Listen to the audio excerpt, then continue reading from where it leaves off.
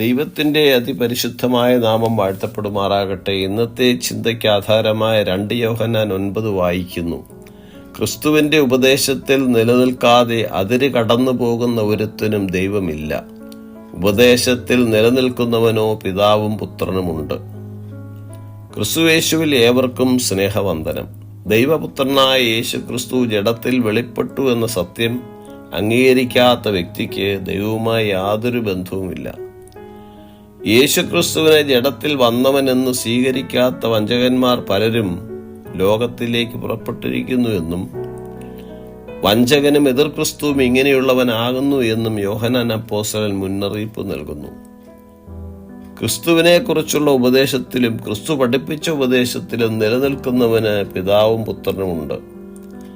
2000 വർഷങ്ങൾക്ക് മുമ്പ് യേശു ഭൂമിയിലേക്ക് വന്നു എന്നും അവൻ ദൈവത്തിൽ നിന്നുള്ളവനാണെന്നും അനേകർ വിശ്വസിക്കുന്നുവെങ്കിലും പലരും യേശുവിൻ്റെ കന്യകാജനനത്തെയും അവൻ ചെയ്ത അത്ഭുതങ്ങളെയും അവൻ്റെ ഉയർത്തെഴുന്നേൽപ്പിനെയും നിരാകരിക്കുന്നു.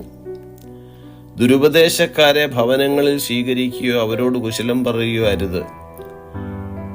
സഞ്ചാര സുവിശേഷകർ സത്യോപദേശം പ്രചരിപ്പിക്കുന്നത് പോലെ ദുരുപദേശം പ്രചരിപ്പിക്കുന്നവർ ഉണ്ടെന്നുള്ള കാര്യം നാം വളരെ ഗൗരവത്തോടെ കാണേണ്ടതാകുന്നു.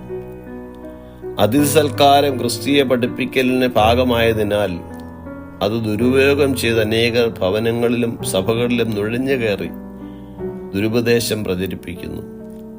ക്രിസ്തുവിൻ്റെ ദൈവത്വത്തിൻ്റെ പഠിപ്പിക്കലിനെതിരായി സംസാരിക്കുന്ന വ്യക്തികളെ നാം പ്രോത്സാഹിപ്പിക്കുവാൻ പാടില്ല. അങ്ങനെ ചെയ്യുന്നവർ അവൻ്റെ ദുഷ്പ്രവൃത്തികൾക്ക് കൂട്ടാളികളാകും എന്ന് യോഹന്നാൻ മുന്നറിയിപ്പ് നൽകുന്നു. ദുർജന സംസർഗത്തിന്റെ ഫലം 1 കൊരിന്ത്യർ 15 പൗലോസ് പറയുന്നു, ദുർഭാഷണത്താൽ സദാചാരം കെട്ടുപോകുന്നു എന്നാണ്. സത്യമായി ജഡമെടുത്ത യേശുക്രിസ്തുവിനെ അംഗീകരിക്കുകയും ആ ക്രിസ്തുവിന്റെ ഉപദേശങ്ങളിൽ നാം നിലനിൽക്കുകയും വേണം. ദുരുപദേഷ്ടക്കന്മാരെ സഭയിലോ ഭവനങ്ങളിലോ പ്രവേശിപ്പിക്കുവാൻ പാടുള്ളതല്ല. ഈ വചനങ്ങളാൽ ദൈവം നമ്മെ ഏവരെയും അനുഗ്രഹിക്കുമാറാകട്ടെ. God bless us.